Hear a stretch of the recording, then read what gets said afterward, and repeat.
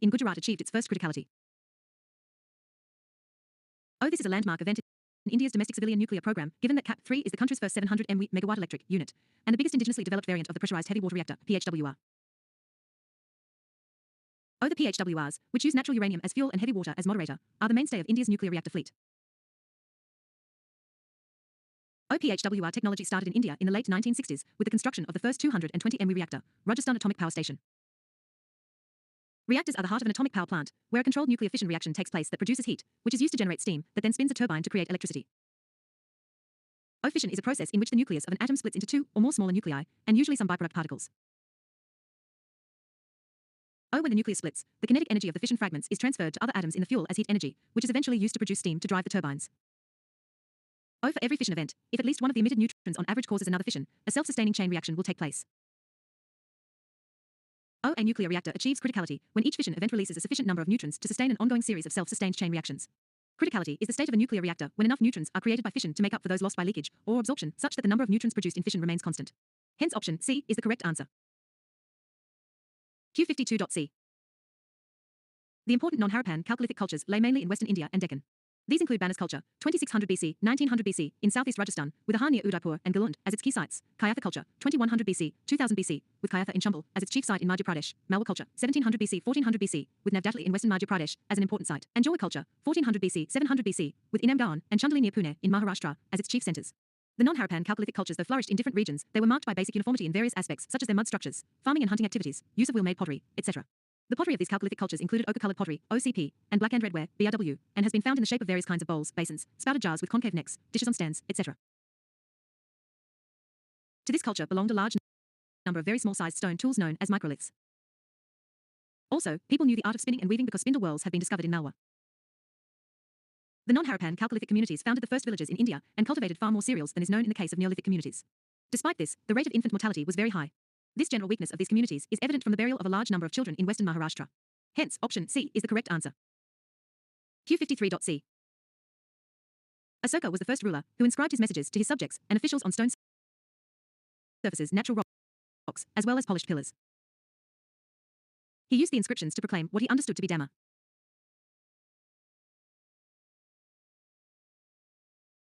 This included respect towards elders, generosity towards brahmanas and those who renounced worldly life, treating slaves and servants kindly, and respect for religions and traditions other than one's own.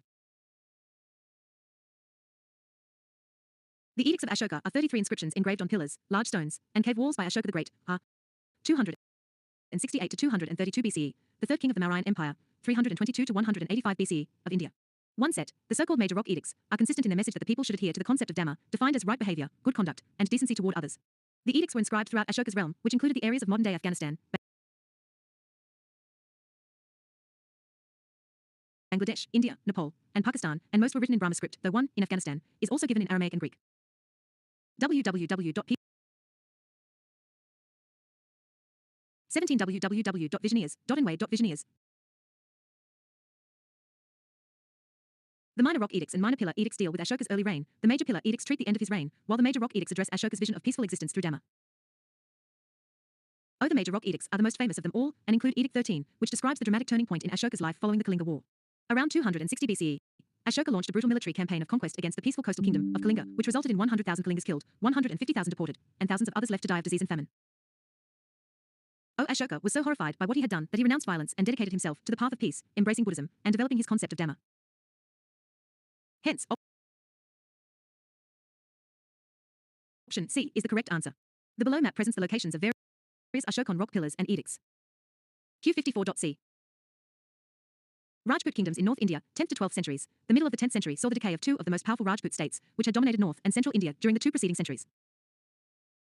These were the Gurjar Pratihar Empire, with its capital at Kannauj with Benares' second capital, and the Rashtrakuta Empire, with its capital at Maniket. Hence pair 3 is correctly matched. The Gujarat Pratihar Empire extended from the foothills of the Himalayas to Ujjain in the south, and from Gujarat in the west to Manga in the east. It contended with the Rashtrakutas for the mastery of Gujarat and Malwa, and with the Pala rulers of Bengal for the mastery of Bihar and modern East UP. www. In the northwest, its rule extended to Thanishwar. It declined rapidly during the second half of the 10th century, remaining confined largely to modern UP. In the meantime, a number of kingdoms rose up, the most prominent among them being the Chandels of Kalanjar and Mahoba, the Chauhans of Sakambari in Rajasthan, the Paramars of Malwa, and the Chalukyas of Gujarat. Hence pairs 1 and 2 are correctly matched. Q55.C. Ajivika sect. The Ajivikas were an ancient ascetic religious sect that emerged in ancient India during the 5th century BCE. Founded by Makligasala, the Ajivikas were contemporaries of other prominent philosophical and religious movements of the time, such as Buddhism and Jainism. Features of the Ajivika sect. Founder and origin, Makligasala, also known as Gosala Mankalaputta, was the founder of the Ajivika sect. He was a contemporary of Mahavira, the 24th Tirthankara of Jainism, and Gautama Buddha. Determinism and fatalism. The Ajivikas adhered to a deterministic and fatalistic worldview, believing that everything in the universe was predestined and governed by fate. They held that all beings and events were subject to an unchangeable cosmic order, niyati, or law of nature. Ascetic lifestyle. The Ajivikas practiced strict asceticism, renouncing worldly comforts and possessions. They believed that by enduring hardships and leading austere lives, they could attain spiritual liberation from the cycle of birth and death, samsara. Hence option 4 is correct. Fatalistic karma. Niyata. The Ajivikas had their own concept of karma, which aligned with their deterministic philosophy. They believed that individual actions and deeds, karma, did not influence one's destiny, as everything was predetermined. Hence option 1 is correct. No discrimination. The Ajivikas were known for their egalitarian approach, and did not discriminate among people based on caste or social class. They welcomed individuals from various backgrounds into their sect. Hence option 3 is correct. Clothing. They practiced complete nudity, and Jaina texts criticize them for not observing celibacy. Hence option 2 is correct. Despite their prominence during the time of Mahavira and Buddha, the Ajivikas gradually declined over the centuries and eventually disappeared as a distinct religious sect. Their teachings and practices were absorbed into other philosophical and religious traditions of ancient India. Q56.b. The Masahat system during the Delhi Sultanate rule was the procedure of measurement of land. Revenue. It was part of agrarian reforms introduced by Lord Khilji, R. 1296 to 1316. He introduced the system of land revenue based on the actual measurement of land. The magnitude of the state demand was set at half the produce of the land. The land was to be measured, masahat, and the land revenue was fixed on the yield of each unit of the area. The term used was wafa biswa, wafa equals yield, biswa equals 1/20th of a biga. It was levied separately on the holding of each individual cultivator. The intermediaries and the peasants alike were to pay the same standard of the demand, 50%, without any distinction, be they intermediaries or ordinary peasants, balaha. Hence option B is the correct answer. Q57.c. In 1221, during the reign of Iltutmish, the Mongols, under Chengiz Khan, came up to the Indus in pursuit of the Khwarezmi prince Jalaluddin, who had crossed the river into India. Despite remaining there for 3 months, Chengiz Khan did not cross into India, instead preferring to devote his attention to conquering the remaining portions of the Khwarezmi Empire. In the early years of Muhammad bin Tughlaq's reign, 1324 to 51, the Mongols under their leader Tarmashran burst into Sindh, and a force reached up to Meerut, about 65 kilometers from Delhi. The first time the Mongols launched a serious campaign to establish their rule over Delhi was in 1299, when a Mongol force under Kutluk Khwaja entered many streets in the city. In 1303, the Mongols appeared again, and the people of Delhi had to face many hardships. On both these occasions the Mongols retreated without achieving anything. The ruler of the Delhi Sultanate on both these occasions was a Lord Khalju. Hence option C is the correct answer. There was no Mongol attack during the reign of Ibrahim Lodi. WW.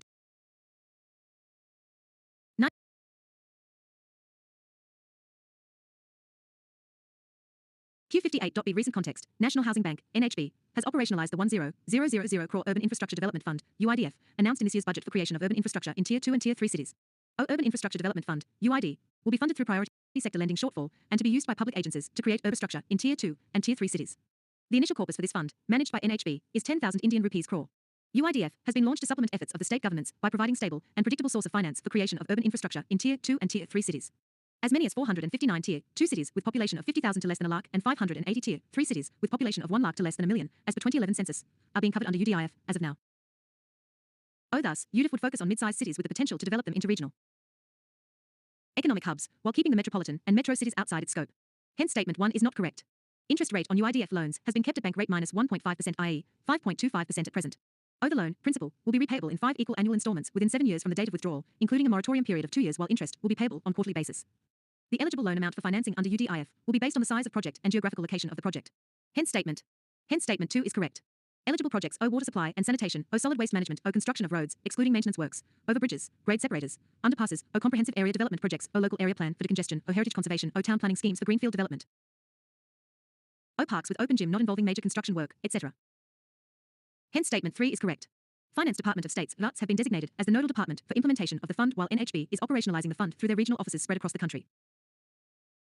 Q59.8. The term Atavika referred to wild, savage tribes who continued to be ensconced in the forest and posed a perennial problem for the state. They are described as independent, well-organized, brave, and given to looting and killing. Hence, pair 1 is not correctly matched. The term Aranyachara, forest dwellers, on the other hand, had different connotations. Hence, pair 2 is not correctly matched. This is reflected in the Arthashastra's recommendation that fortresses under the command of frontier chiefs should be constructed at the frontiers of the kingdom, and that the area between the frontier and these fortresses should be guarded by Chandalas, trappers of Agurikas, tribes such as the Shabaras and Pulindas, and forest dwellers, Aranayakaras. Hence, pair 3 is correctly matched. Kautilya also refers to the Barakas, outsiders, dangerous wandering tribes, some with criminal propensities. The Arthashastra recommends that spies disguised as hermits could be used to spy on the territories of forest people, and it also suggests the possibility of winning over forest chiefs with bribes. Although the forest people were not considered part of an ideal Janapada, Kautilya recognized the importance of the forest's resources. Forest produce was considered a state monopoly. The Dravyavana, material forests, were sources of timber and metals such as iron, copper, and lead. Forests with elephants, Hastavana, were considered especially important. The Arthashastra also recognized that forest people could be harnessed to serve the state's interests, and recommended that they could be used as troops out of Vibhala, spies, and assassins. Q60.A, the imperial capital of Vijayanagara, the First Dynasty, known as the Sangama Dynasty, exercised control till 1485. www.pdfnotes.co. They were supplanted by the Saluvas, military commanders, who remained in power till 1503, when they were replaced by the Chaluvas. Krishnadeva Raya belonged to the Chaluva dynasty. Hence statement 1 is correct and statement 2 is not correct. His rule was characterized by expansion and consolidation. This was the time when the land between the Tungabhadra and Krishna rivers, the Raishudoab, was acquired 1512, the rulers of Orissa were subdued 1514, and severe defeats were inflicted on the Sultan of Bijapur 1520. He composed a work on statecraft in Telugu known as the Amukta Malayada. He also founded a suburban township near Vijayanagara called Nagalapuram after his mother. The strain began to show within the imperial structure following Krishnadeva Raya's death in 1529. His successors were troubled by rebellious Nayakas or military chiefs. By 1542 control at the centre had shifted to another ruling lineage, that of the Aravadu, which remained in power till the end of the 17th century. In 1565 Ramaraya, the chief minister of Vijayanagara, led the army into battle at Rakshasi Tangadi, also known as Talakota, where his forces were routed by the combined armies of Bijapur, Ahmadnagar, and Golconda. Hence statement 3 is not correct. Q61.B Recent context. World's biggest permafrost crater in Russia's far east thaws as planet warms. Stunning drone footage has revealed details of the Badagaika crater, a 1 kilometer-long gash in Russia's far east that forms the world's biggest permafrost crater. Thawing permafrost has already threatened cities and towns across northern and northeastern Russia, buckling roadways, splitting apart houses, and disrupting pipelines. Scientists aren't sure of the exact rate at which the Badagaika crater is expanding. But scientists says the soil beneath the slump, which is about 100 meters deep, 328 feet, in some areas, contains an enormous quantity of organic carbon that will release into the atmosphere as the permafrost thaws, further fueling the planet's warming. With an increasing air temperature, we can expect the crater will be expanding at a higher rate. Hence option B is the correct answer. Q62.B Agricultural surplus. The growth of crafts and trade, and the growing population led to the emergence of towns in the Gangetic plains known as Mahajanapadas. This is called the second urbanization in Indian history, after the first urbanization evident in the Harappan civilization. After the decline of the Harappan towns, urban centers now emerge again, after a gap of more than 1,000 years. Hence, option B is the correct answer. However, this time towns developed in the Middle Ganga Basin, and not in the Indus Plain. It is said that more than 60 towns and cities such as Padalipitra, Rajagriha, Sravasti, Varanasi, Vaishali, Kampa, Kaushambi and Ujjaina developed between 600 and 300 BC. These cities became centers of craft production and trade and were inhabited by a large number of artisans and merchants. The goods produced by artisans like textiles, silk, jewelry, pottery etc. were carried by merchants to other towns. Different types of towns came into being. Political and administrative centers such as Rajagriha, Sravasti, Kaushambi and Kampa. Centers of trade and commerce such as Ujjain and Taxila. Holy centers such as Vaishali. Q63.B The First Battle of Panipat took place in 1526 between the invading forces of Babur and the last of the Delhi Sultanate Empire under Ibrahim Lodi. It took place at Panipat, Haryana, and marked the beginning of the Mughal Empire. The significance of this battle was that this was one of the earliest battles involving the use of gunpowder as firearms and field artillery in India. Babur succeeded in winning the battle owing to new tactics introduced by him such as the Tulguma and the Araba. Tulguma is a tactic aimed at dividing the whole army into small units and placing them on the flanks. Araba meant carts that were placed in large numbers in rows facing the enemy and tied to each other with ropes. Hence, option B is the correct answer. These two tactics made Babur's artillery lethal. The cannons could be fired without any fear of being hit, as they were shielded by the bullock carts held in place by ropes. The heavy cannons could also change their direction for new targets, as they could be maneuvered by the mantlets which were on wheels.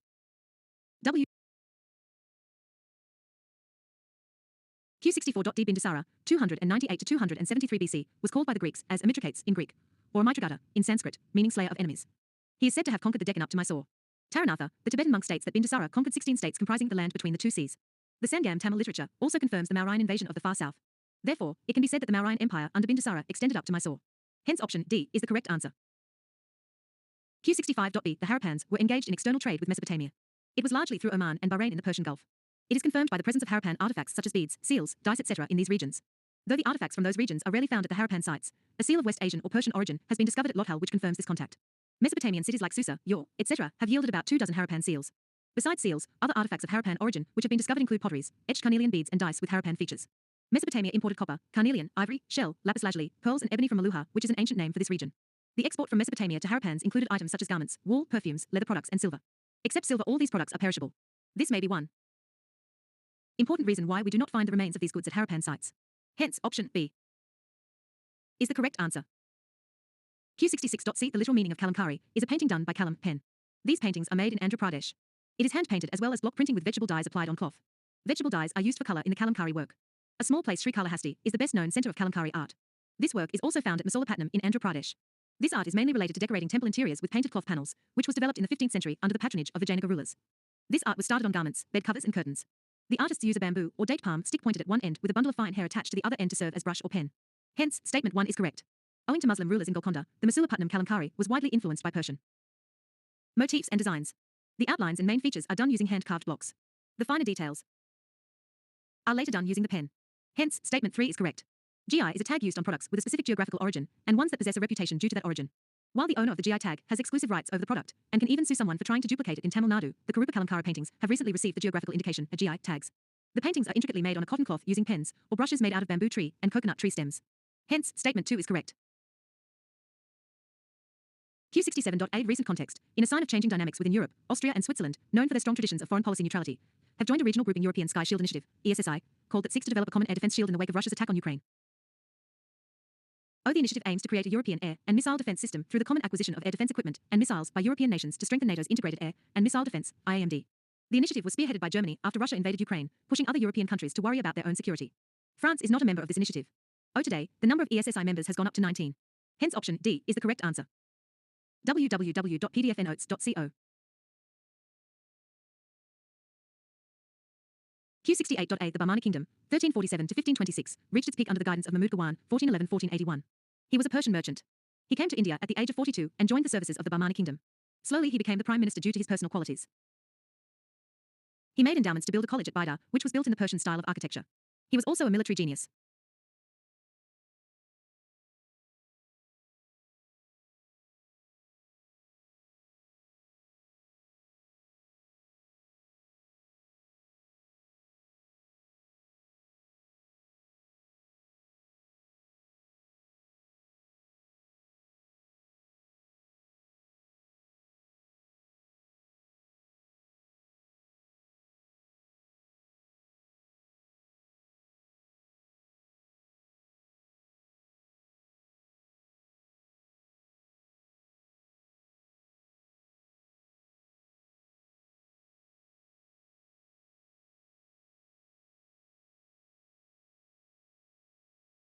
His administrative reforms were also important.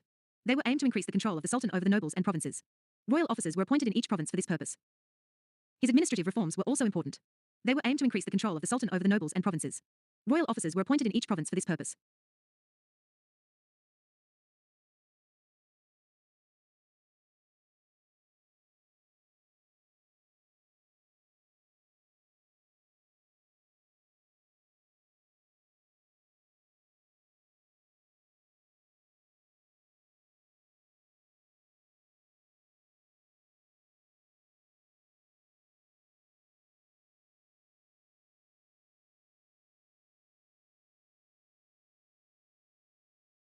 Purpose. Most of the forts were under the control of these officers. Allowances were reduced for the nobles who shirked their responsibility. This was disliked by the nobles. So, the Deccani nobles organized a plot against Gawan. They induced the Sultan to punish him with the death sentence. So, he was persecuted and sentenced to death in 1481 by Muhammad Shah III. After the execution of Gawan, the Bahmani kingdom began to decline. Hence option A is the correct answer. Q69.D An area that was influenced by Islamic culture during the Mughal period was painting. Humayun had spent more than 12 years in Persia as a refugee. He brought painters with him to India when he became the ruler of Delhi once again in 1555. Famous among them were Mir Syed Ali and Abdu Samad, who nurtured the tradition of painting manuscripts. An example of this is Dastani Mir Hamza, which has nearly 1,200 paintings. Akbar, Jahangir, and Shah Jahan continued to give patronage to these artists, and as a result, the Mughal school of painting continued to flourish. Akbar, as a liberal ruler, extended his patronage to painting. He also employed a large number of Hindu painters like Daswant and Basawan Lal. Consequently, there was a fusion of Persian and Indian styles of painting during his period. The European influence on Indian painting too was noticed. Other notable Hindu painters during the Mughal period were Miskin, Govardhan, etc. Hence, option D is the correct answer. The Mughal emperors Akbar, Jahangir, and Shah Jahan patronized several musicians. Tansen, who adorned the court of Akbar, not only sang the classical ragas, but also composed new ones. It is said that Shah Jahan himself was quite a good singer. It is interesting to note that Aurangzeb was against music, but the largest number of books on classical Indian music in Persian were written during his time. The Mughal rulers discarded the Afghan titles of Sultan and styled themselves as Badshah, Emperor, and Dini Pana, Protector of Faith. Further, to evoke reverence among the subject of the emperor, they started the practice of Daroga Darshan, or making public appearances through specially built windows. They also encouraged the court practice of sijda, low prostration before the kings, and concentrated religious and political power more firmly in their hands. Q70.C The Grand Temple at Rama Janmabhoomi in Ayodhya will be inaugurated soon. The beautiful temple has been built following the Nagara style of temple architecture. Hence statement 1 is correct. The superstructure of the temple will be carved out of Rajasthan Bansir Bahapa stone. These are rare pink marble stones, world-renowned for their beauty and strength. Hence, statement 2 is correct. The chief architect of the temple is Mr. Chandrakant Sompura. His father, Prabhakar Sompura, was the architect of the Somnath temple in Gujarat. Hence, statement 3 is correct. Q71.D In a remarkable initiative to revive and preserve the 2,000-year-old technique of shipbuilding known as the stitched shipbuilding method, or the Tankai method, the Ministry of Culture and the Indian Navy have entered into a memorandum of understanding. The Tankai method is an ancient shipbuilding technique which entails stitching wooden planks together to build ships, eschewing the use of nails. The stitched ship holds significant cultural value in India, given its historical importance and the preservation of traditional craftsmanship. Throughout history, India has had a strong maritime tradition, and the use of stitched ships played a vital role in trade, cultural exchange, and exploration. www.pdfnotes.co 23 www. These ships, constructed by stitching wooden planks together rather than using nails, offered flexibility and durability, making them less susceptible to damage from shoals and sandbars. Although the arrival of European ships led to a shift in shipbuilding techniques, the art of stitching ships has survived in a few coastal regions of India, primarily for small local fishing boats. Hence, option D is the correct answer. Q72.A. Recent context. In a paper published recently, researchers at Microsoft announced that they had figured out a way to create an elusive kind of particle that could potentially revolutionize quantum computing. The claim pertains to particles called Majorana zero modes, whose unique properties could help build quantum computers that are much less fragile than they are today, making them computationally superior. All subatomic particles have 4 quantum numbers associated with them. No two particles in the same system can have the same 4 quantum numbers. The numbers are together like each particle's ID. The characteristic feature of fermions is that one of these numbers, called the quantum spin, has only half-integer values, like 1/2, 3/2, 5/2, etc. This is why any particle, even something as large as an entire atom, can be a fermion. Its total quantum spin needs to have a half-integer value. Oh, this is also why two particles that are bound to each other in some way can be a fermion. Again, their total quantum spin needs to have a half-integer value. Oh, most of the rules that apply to single fermions also apply to these pairs or bound states. When these bound states are their own antiparticles, i.e. if they meet, they annihilate each other, they are Majorana fermions. Oh, physicists call such bound states Majorana zero modes. One reason they are of so much interest is that Majorana zero modes can be used to realize the more powerful topological quantum computing. In fact, historically, the search for Majorana zero modes and advances in topological quantum computing have often overlapped. Hence option A is the correct answer. Q73.B. Alauddin Khalja is known for the reforms he undertook in military administration and market reforms. Alauddin Khalja maintained a large permanent standing army and paid them in cash from the royal treasury. According to the Ferishta, he recruited 75,000 cavalrymen. He introduced the system of Dar branding of horses and prepared Hulia descriptive list of soldiers. In order to ensure maximum efficiency, a strict review of the army from time to time was carried out. Hence, statement 1 is not correct. Malik Kafur was a slave of Alauddin Khalja found during the Gujarat campaign. He was taken to Delhi and later he was made the Malik Naib's military commander. Alauddin sent Malik Kafur against the ruler of Devagiri, Ramachandra Deva, who submitted and paid rich tributes. In 1309 Malik Kafur launched his campaign against Warangal.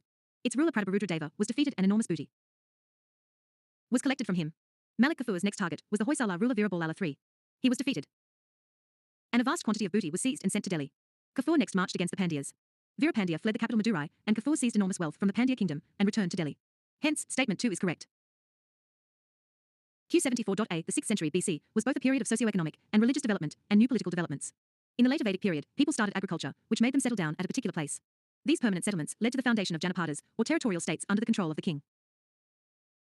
In the 6th century BC, the main area of political activity gradually shifted from western UP to eastern UP and Bihar. This region was not only fertile on account of better rainfall and river systems, but was also closer to iron production centers. The use of better iron tools and weapons enabled some territorial states to become very large, and they came to be called Mahajanapadas. Most of them were situated north of Vindhyas, between Bihar in the east to the northwest frontier of the subcontinent. O Angad is situated in present-day Bihar and West Bengal. O Magad, it was located in present-day Bihar close to Anga, divided by river Kampa. O Vatsa, it is situated at the confluence of river Ganga and Yamuna, modern Allahabad. O Matsya, it is situated around present-day Jaipur, Alwar and Bharatpur area of Rajasthan. The below given map shows the extent of Mahajanapadas.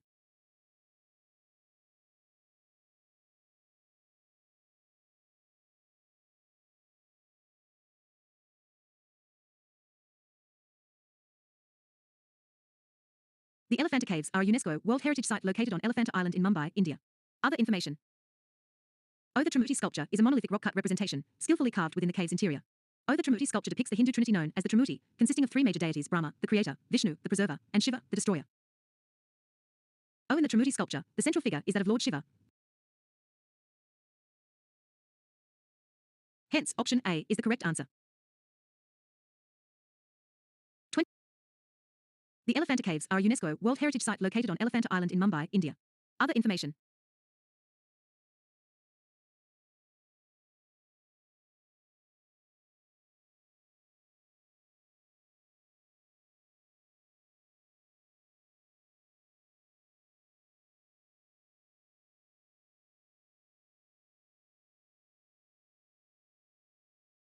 Information. O the Trimurti sculpture is a monolithic rock-cut representation, skillfully carved within the cave's interior. O the Trimurti sculpture depicts the Hindu trinity known as the Trimurti, consisting of 3 major deities: Brahma, the creator; Vishnu, the preserver; and Shiva, the destroyer. O in the Trimurti sculpture, the central figure is that of Lord Shiva, often depicted with a serene and meditative expression. He is adorned with various symbols associated with his attributes, such as the third eye, matted hair, jata, and a snake around his neck. On either side of Lord Shiva, the figures of Brahma and Vishnu are depicted in smaller proportions. Brahma is shown with 4 heads and 4 arms, while Vishnu is depicted with 4 arms, each holding his attributes such as the conch shell, discus, mace, and lotus. The Trimurti sculpture symbolizes the concept of the divine trinity, representing the cyclical nature of creation, preservation, and destruction in the Hindu cosmology. It embodies the interconnectedness and unity of these cosmic forces. www. 25 www. Q76.A. The murals of Ajanta are among the greatest surviving paintings of any ancient civilization. The subject matter of these paintings is almost exclusively Buddhist, except for decorative patterns on the ceilings and the pillars. The themes of the murals of the Ajanta caves range from religious to secular-like decorative designs that include a variety of animals, trees and flowers, portraits of various Buddhas and Bodhisattvas, and narrative scenes portraying Jataka stories. Hence, statement 2 is correct. There are flying apsaras in the cave No. X belonging to the late 6th century AD. The rich ornamentation, which was the characteristic of the period, is beautifully portrayed in her turban decked with pearls and flowers. The backward movement of the necklace suggests the flight of the apsara, which is painted in a masterly way. The later paintings at Ajanta by far the larger part of what survives were done between the mid-6th and 7th century AD. They also illustrate the Jataka stories with greater details and ornamental designs. Hence, statement 1 is not correct. The representation of one of the memorable events of Buddha's life after enlightenment, which ranks among the best of the paintings at Ajanta, is in cave number 17. This represents Buddha's visit to the door of Yashodhara's abode in the city of Kapilavastu, while she herself has come out with her son Rahula to meet the great king. Hence, statement 3 is not correct. Q77.c. The magnificent Kailashanatha temple at Ellora was built during the reign of Rashtrakuta King Krishna I. Hence, statement 1 is correct. It consists of a Nandi shrine, since the temple is dedicated to Shiva, a gopuram-like gateway, surrounding cloisters, subsidiary shrines, staircases, and an imposing tower, or vimana, rising to 30 meters. Importantly, all of this is carved out of living rock. One portion of the monolithic hill was carved patiently to build the Kailashnath temple. Practically all the surfaces of the temple complex are richly ornamented with bold, dramatic, and exceptionally fine sculptures. Most of them are Shaiva, but there are also representations of Vishnu. In fact, the sculptures to the left of the entrance are mostly Shaiva, while those to the right are mostly Vaishnava. Hence, statement 2 is correct. The sculptures include representations of Shiva, Shiva and Parvati, Dago, the Saptamatrikas, Ganesha, and the goddesses Ganga, Yamuna, and Sarasvati. Hence, statement 2 is correct. Q78.c. On the basis of the different types of tools and techniques, the stages of human development in the prehistoric period are described as the Paleolithic or Old Stone Age, the Mesolithic or Middle Stone Age, and the Neolithic or New Stone Age. Tools of the Paleolithic period. The main tools of the Lower Paleolithic phase were hand axes, cleavers, and choppers. These are called chopping tools.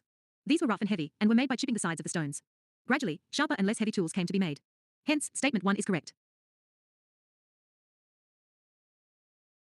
Tools of the Mesolithic period. The microliths used during the Mesolithic period were very small in size, varying in lengths from 1 to 8 centimeters, and were largely made out of chipped or flaked pieces. Some of these tools have geometric forms such as triangles, lunates, and trapezes. Their tools could be tied or fixed in other objects to form an arrow or a spear. Hence, statement 2 is correct. Tools of the Neolithic period. The Neolithic tools consist of the ground tools having smooth surfaces and well-rounded and symmetrical shapes. The grinding made the tools sharper, polished, and more effective than those in the earlier period. The ground stone tools of the Neolithic period included different types of axes called celt. Besides the stone tools, the sites of this period have also yielded various types of bone objects such as needles, scrapers, borers, arrowheads, pendants, bangles, and earrings. Hence, statement 3 is correct. Q79.c. Chola government. Local self-government. The king was the most important person in the Chola administration. All authority rested in his hands, but he had a council of ministers to advise him. The basic unit of administration was the Nadu, which consisted of a number of villages having close kinship ties and other close associations. Hence, statement 1 is correct. www.pdfnotes.co.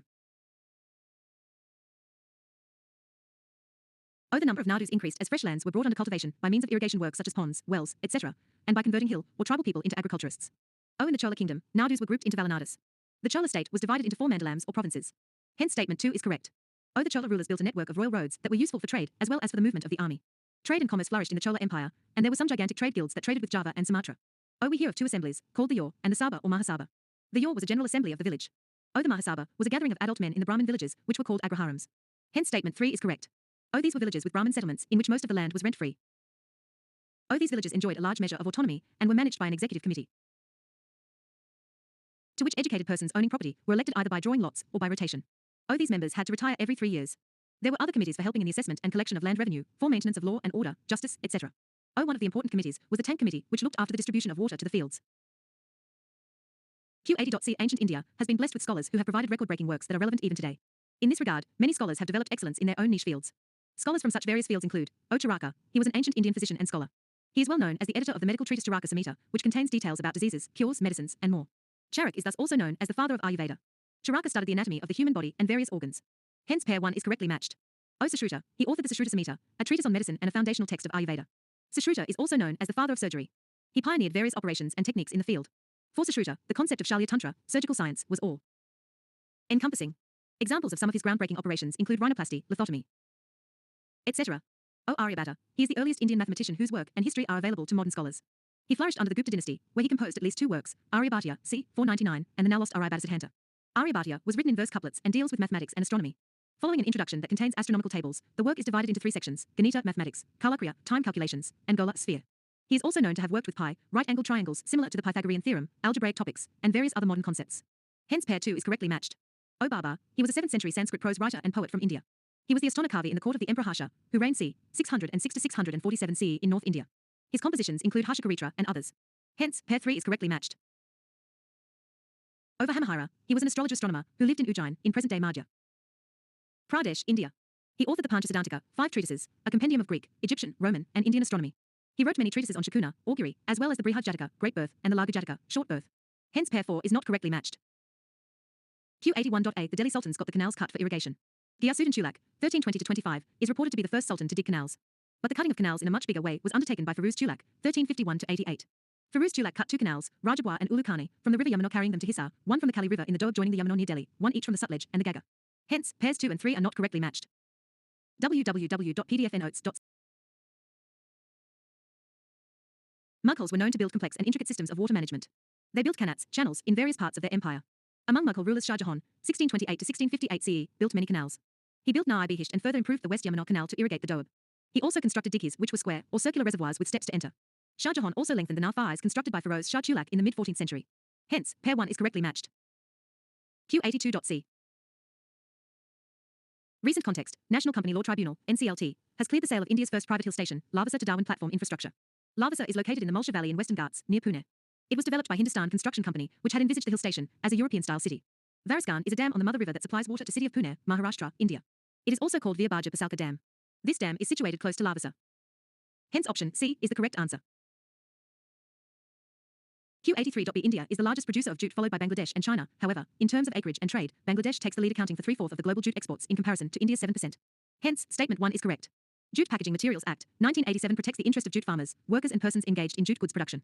75% of the total production of the jute industry is jute sacking bags, of which 85% is supplied to the Food Corporation of India (FCI) and state procurement agencies (SPAs), and remaining is exported sold directly. To give an impetus to the diversification of the jute industry, the Cabinet Committee on Economic Affairs (CCEA) recently extended the norms for mandatory packaging of 100% food grains and 20% sugar in diversified jute bags. Hence, statement 2 is not correct. Major jute producing states include West Bengal, Bihar, Odisha, Assam, Andhra Pradesh, Meghalaya and Tripura. Hence, statement 3 is correct. Q84.B Recent context: the WHO recently declared aspartame as possibly carcinogenic. Hence, statement 3 is correct. Aspartame is an artificial sweetener, has been in use since the early 1980s. It is used in many foods and beverages because it is much sweeter than sugar, so much less of it can be used to give the same level of sweetness. Hence, statement 1 is correct. The use of aspartame, often known by the brand name Equal, in food and beverage products has long been scrutinized. World Health Organization declared that aspartame could possibly cause cancer and encouraged people who consume a significant number of beverages with aspartame to switch to water or other unsweetened drinks. Most food and beverage companies use aspartame partly because aspartame is less expensive than other alternatives and is 200 times as sweet as sugar. Hence, statement 2 is not correct. Q85.B Commercial activities in the post-Mauryan period. An important feature of commercial activities in the post-Mauryan period was the thriving trade between India and the West, where the Roman Empire was at its height. The best account of Indo-Roman trade is given in the book called Periplus of the Erythraean Sea, which was written in the 1st century AD by an anonymous author. Exports from India. The main requirements of the Romans were Indian products such as spices, perfumes, jewels, ivory and fine textiles, i.e. muslin. Spices exported from India to the Roman Empire included pepper, also called Yavanapriya, perhaps because of its popularity among Romans. Imports to India. Against this import, Romans exported gold and silver to India. It is proved by a large number of Roman coins of the 1st century AD found in the subcontinent. Other exports include wine, sherds of Roman ware, tin, lead, coral and slave girls. This indicates an enormous drain of gold from the Roman Empire towards India. Hence, statement 1 is not correct. www. Crafts production started growing in this period with tremendous impetus, as trade and commerce, both internal and foreign, were dependent to a great extent on craft activities. The text called Melinda Panho mentions 75 occupations, of which 60 were associated with crafts. Ujjain was a prominent bead-making center. The textile industry was another prominent industry. Mathura and Bonga, East Bengal, were famous for their variety of cotton and silk textiles. Hence, statement 2 is correct. The communities of merchants were organized in groups known as shreni, or guilds under the head called shreshti. Another type of mercantile group was called Satha, which signified mobile or caravan trading corporation of interregional traders. The leader of such a guild was called Sathavaha. Like merchants, almost all craft vocations were also organized into guilds, each under a headman called Jayastha. Apart from being an association of merchants and craftsmen following the same profession, they also served as banks and received deposits from the public on a fixed rate of interest. Hence, statement 3 is correct. Q86.B Under the Mauryan state, justice was administered through courts, which were established in all the major towns. 2 types of courts are mentioned in the texts. The Damasthia courts mostly dealt with civil law relating to marriage, inheritance, and other aspects of civil life. The courts were presided over by 3 judges well versed in sacred laws and 3 amateurs, secretaries. O Kantakasodana courts shall deal with measures to suppress disturbance to peace, Kantakasodanam Kuryu. According to the Arthashastra, these courts took cognizance of violations of the law by officials in the discharge of their official duties. Thus, if traders used false weights or sold adulterated goods, or charged excessive prices, the Kantakasodana courts intervened to punish the culprits. Hence, option B is the correct answer. The main purpose of these courts was to clear the society of antisocial elements and various types of crimes, and it functioned more like the modern police and relied on a network of spies for information about such antisocial activities. Punishments for crimes were usually quite severe. The overall objective of the judicial system, as it evolved, was to extend government control over most aspects of ordinary life. Q87.c. The earliest tradition of Indian music may be traced to Samaveda, which contained the slokas that were put to music. The earliest text dealing exclusively with performing arts is Bharata's Natyashastra, compiled between the 2nd century BC and the 2nd century AD, which has 6 chapters on music. Another major text is Matanga's Brihadesi, compiled between the 8th and 9th century AD. Sangeet Ratnakara, written by Sarangdeva in the 13th century, mentions 264 ragas. Hence, pair 1 is correctly matched. Kitabi Navraz, written by Ibrahim Adil Shah II during the 17th century, is a collection of songs in praise of Hindu deities, as well as Muslim saints. Hence, pair 2 is correctly matched. Sri Tyagaraja is believed to have composed more than 1,000 kritis. Nearly 750 compositions have already been published. They include simple as well as scholarly kritis. He brought into usage hundreds of ragas. He was a devotee of Lord Rama. Majority of his kritis are in Telugu, others are in Sanskrit. He has composed 3 beautiful musical operas, Prahlada Bhakti Vijayam, Nauka Charitram, and Sri Sita Rama Vijayam. Hence, pair 3 is correctly matched. Q88.c. Mughal paintings used the style of miniature paintings that developed in the northern Indian subcontinent in the 16th century and continued till the mid-19th century. It was responsible for the amalgamation of indigenous themes and styles along with Persian and later European themes and styles. It was during Humayun's exile in Shah Tahmasp's court that he witnessed the magnificent artistic tradition of miniature paintings and manuscripts. With the assistance of Shah Tahmasp, Humayun established his court in Kabul in 1545. Humayun's rule began a period of intense patronage for the art of painting and calligraphy. He founded the Nagar Khana painting workshop, which was also a part of his library. Not much is known about the size and composition of Humayun's workshop in India. However, it is known that he started the project of illustration of Hamzanama that was continued by his son and successor Akbar. Hence, statement 1 is correct. The Princes of the House of Timur, 1545-50, is an extraordinary Mughal painting from the early period, probably by Safavid artist. Abdus Samad is a masterpiece in itself by its size and complex structure and display of historical portraits. It has portraits that were painted over the original to register the portraits of successive members of the Mughal dynasty. Hence, statement 2 is correct. Q89.c. The Old Stone Age sites are widely found in various parts of the Indian subcontinent. These sites are generally located near water sources. Several rock shelters and caves used by the Paleolithic people are scattered across the subcontinent. They also lived rarely in huts made of leaves. Some of the famous sites of the Old Stone Age in India are the Soan Valley and Potwar Plateau in northwest India, the Siwalik Hills in North India, Bhimbetka in Madhya Pradesh, Adamgarh Hill in Narmada Valley, Kurnool in Andhra Pradesh, and Adirampakkam near Chennai. Jorwi in Maharashtra is a Chalcolithic site and not a Paleolithic or Old Stone Age site. Hence, option C is the correct answer. Other famous Chalcolithic sites: Aha, Banas Valley, southeastern Rajasthan, Daimabad, Ahmednagar, Maharashtra, Kairand, Senua, Sonpur, Bihar, Mahishtal, West Bengal, Payampally in Tamil Nadu, Somayon, in Amgaon and Nasik, Maharashtra. Q90.8. India is the second largest producer of tea globally. Assam is the major tea producing state in India, followed by West Bengal and Tamil Nadu. Almost 52% of the entire tea produced in India comes from the state of Assam, with 652.9 million kilograms. Lakhimpur, Kamrup, Golpara, Savasagar, Kashar, Nagaon and Doang districts of the state are major producers of tea. Hence, statement 1 is correct. The Tea Board of India is a state agency of the Government of India, established to promote the cultivation, processing, and domestic trade, as well as export of tea from India. The board's head office is situated in Kolkata, and there are 2 zonal offices, one each in northeastern region, at Jorhat in Assam, and in southern region, at Kurnool in Tamil Nadu. Hence, statement 2 is not correct. Ministry of Commerce and Industry is the nodal ministry overlooking the Tea Board of India. As an apex body, it looks after the overall development of the tea industry. Q91.b. Ajivikas was a school of thought that developed in India during the same time as Jainism and Buddhism. The Ajivikas were naked ascetics. The basic principle of the Ajivikas was niyati or fate. They believed that nothing in this world could be changed as everything was predetermined. Everyone has to pass through a series of transmigrations to put an end to pain. According to Buddhist records, Nandavaka was considered the founder of the Ajivika sect. He was succeeded by Kisa Samkika, followed by Makli Gasala, who was the third and the greatest of the Ajivikas. 2 other preachers, Purana Kasapa and Pakuda Kakayana, joined the Ajivikas after the death of Gasala and infused new life to it. Hence, option B is the correct answer.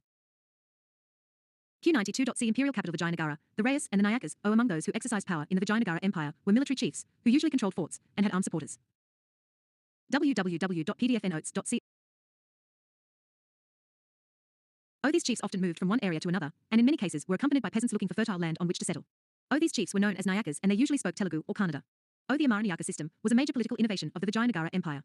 It is likely that many features of this system were derived from the Ikta system of the Delhi Sultanate. Hence, statement 1 is correct. The Amaranayakas were military commanders who were given territories to govern by the Raya. They collected taxes and other dues from peasants, craftspersons, and traders in the area. Hence, statement 2 is correct. They retained part of the revenue for personal use and for maintaining a stipulated contingent of horses and elephants. These contingents provided the Vijayanagara kings with an effective fighting force with which they brought the entire southern peninsula under their control. Some of the revenue was also used for the maintenance of temples and irrigation works. The Amaranayakas sent tribute to the king annually and personally appeared in the royal court with gifts to express their loyalty. However, during the course of the 17th century, many of these Nayakas established independent kingdoms. This hastened the collapse of the central imperial structure.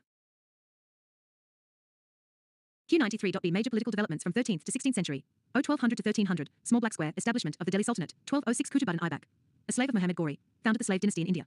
1300 to 1400, small black square, establishment of the Vijayanagara Empire. 1336 The Vijayanagara Empire was based in the Deccan, in Peninsula, and southern India, from 1336 onwards. It was founded by Horahora, also known as Hakka, and his brother Buckaraya. Small black square, establishment of the Bahmani Kingdom. 1347, the Bahmani Kingdom was a Muslim state of the Deccan in southern India, and was one of the great medieval Indian kingdoms. It was founded by Lord Hassan Bahman Shah in 1347. Small black square sultanates in Jaunpur. It was founded in 1394 by Khwaja Jahan Malik Sarwar, an eunuch slave and former wazir of Sultan Nasiruddin Muhammad Shah IV Tuluk. Amidst the disintegration of the Delhi Sultanate's Tuluk dynasty. 1400 to 1500. Small black square, establishment of the Gajapati Kingdom of Orissa. 1434 to 35, the Gajapati dynasty was established by Emperor Kapilendra Deva, 1434 to 66 CE, in 1434. Small black square, establishment of the Sultanates of Gujarat and Malwa. Small black square, emergence of the Sultanates of Ahmadnagar, Bijapur and Berar. 1490, 1500 to 1600. Small black square, conquest of Goa by the Portuguese. 1510, the Portuguese conquest of Goa occurred when the governor Afonso de Albuquerque captured the city in 1510 from the Adil Shahis. Small black square, the collapse of the Bahmani Kingdom. Small black square, emergence of the Sultanate of Golconda. 1518, small black square, establishment of the Mughal Empire by Babur. 1526. Hence option B is the correct answer. Q94.B Recent context. National Bank for Financing Infrastructure and Development, NABFID, plans to roll out takeout financing to help commercial banks overcome asset liability mismatches in infrastructure financing. Takeout financing, also known as permanent financing or long-term financing, is a form of funding used in the real estate industry. It refers to the process of securing a long-term loan or a mortgage to replace a short-term loan that was used to finance the development.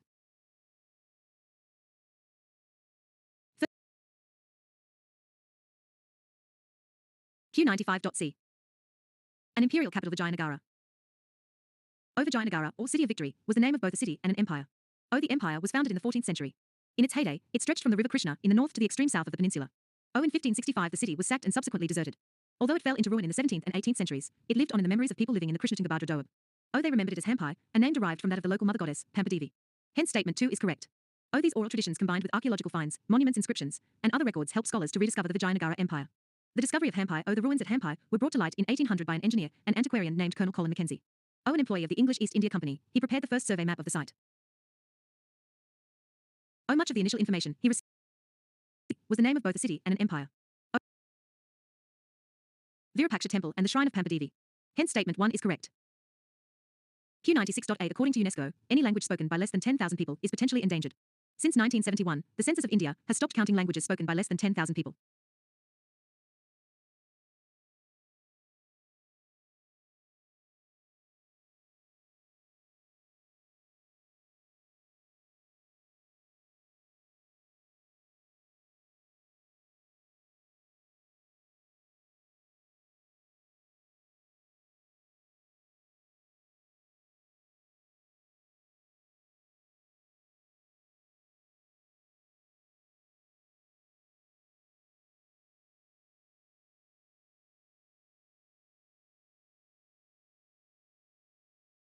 According to the Basa Research and Publication Center, Vadodara, and Adivasi Academy, Gujarat, in the last 50 years, we have lost over 250 languages including Bo language in Andaman and the Mudra language in Sikkim. Hence statement 2 is not correct. Most of these dying languages are from the indigenous tribal groups spread across the country. A few of them would be the languages spoken by the nomadic people in Maharashtra, Karnataka, and Telangana, including Wadari, Kolhati, Gola, Jazari. In 2018, a report by UNESCO stated that 42 languages in India were heading towards extinction. The languages, or dialects, that were considered endangered include 11 from Andaman and Nicobar Islands, Great Andamanese, Jarawa, Lamongs, Luro, Mewat, Onge, Piu, Sinenyo, Sentinelese, Shompan and Takahanilang, 7 from Manipur, Amal, aka Koiren, Lamgang, Langrong, Puram and Tarau, and 4 from Himachal Pradesh, Bhagati, Hanjui, Pangoli and Simordi, etc. Hence statement 1 is not correct and statement 3 is correct. Q97.B Sariputta, Moggallana, Ananda, Kassapa, and Upali are important figures in the religion of Buddhism. Hence option B is the correct answer. Other information. Sariputta, also known as Sariputra, was one of the foremost disciples of Gautama Buddha. Sariputta played a key role in spreading the Buddha's teachings, Dharma, and was known for his eloquent and precise explanations of Buddhist concepts. He was born in a Brahmin family and became a monk after meeting the Buddha and attaining enlightenment, arhatship. Moggallana, also known as Maudgalayana, was another prominent disciple of the Buddha and was renowned for his psychic powers. Moggallana played a significant role in supporting the 32 www. Sangha Buddhist monastic community. He was known for his dedication and loyalty to the Buddha and his teachings. Ananda was a cousin of Gautama Buddha and served as his personal attendant and assistant for many years. He was known for his excellent memory and was entrusted with the task of preserving the Buddha's teachings and discourses. Ananda was instrumental in convening the first Buddhist council after the Buddha's passing, during which the Buddhist scriptures, suttas, were recited and compiled. Kassapa, also known as Mahakassapa or Kassapa Buddha, was one of the Buddha's 10 principal disciples. He was renowned for his ascetic practices and rigorous adherence to monastic rules. Kasapa played a pivotal role in upholding the Vinaya, monastic code, and was deeply respected for his commitment to monastic discipline.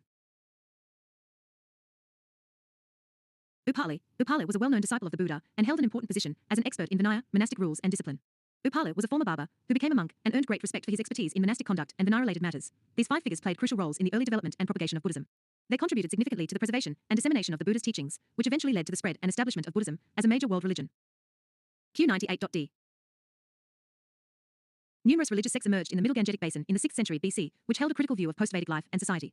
Of all these, Buddhism and Jainism were the most potent religious reform movements. Vajraman Mahavira was born in 540 BC in a Kshatriya clan connected with Magadha. At the age of 30, he left his home in search of truth and attained Kaivalya at the age of 42 and conquest misery and happiness. Because of this conquest, he is known as Mahavira, or the Great Hero, or Jina, and his followers are known as Jainas. In order to spread Jainism, Mahavira organized an order of his followers that admitted both men and women. It is said that his followers counted 14,000. Hence, statement 1 is not correct. Jainism spread to Kalinga in the 4th century BC, and in the 2nd century BC it also seems to have reached Tamil Nadu. In the 1st century BC it enjoyed the patronage of King Kavila of Kalinga. In later centuries, Jainism spread to Malwa, Gujarat and Rajasthan. Hence, statement 2 is not correct. The early Jainas discarded Sanskrit and adopted the Prakrit language of the common people to preach its ideas. Many regional languages were developed out of Prakrit, particularly Saurasini, out of which grew the Marathi language.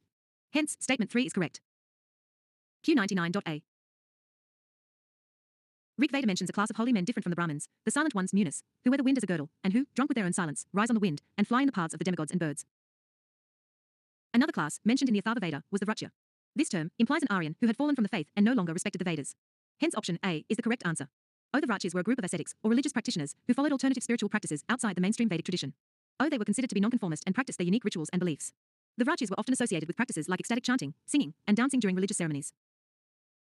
They stood apart from the orthodox Vedic rituals and were sometimes criticized by Vedic scholars. Q100.a. Iltutmish, 1210-36, is credited for standardizing the coinage of the Delhi Sultanate. The currency system established by him in its essentials survived the Delhi Sultanate. He introduced gold and silver tankers and a copper jatal that was reckoned at 1/48th of tanka in North India and 1/50th in the Deccan after the conquest of Devagiri.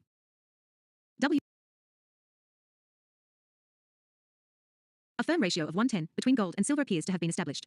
For studying the currency system, we not only have the testimony of the chronicles, but also the physical evidence available in the form of surviving coins. This is called numismatic evidence. The Sultanate mints generally uttered coins in 3 metals, gold, silver and bilan, copper mixed with a very small quantity of silver. The main coins were tanka and jatal, but some smaller currencies were also in circulation. Bharani mentions dangs and dirhams in use at the capital Delhi. The equation between these currencies in the north has been worked out as 1 silver tanka equals 48 jatal equals 192 dangs equals 480 dirhams. Hence, option A is the correct answer.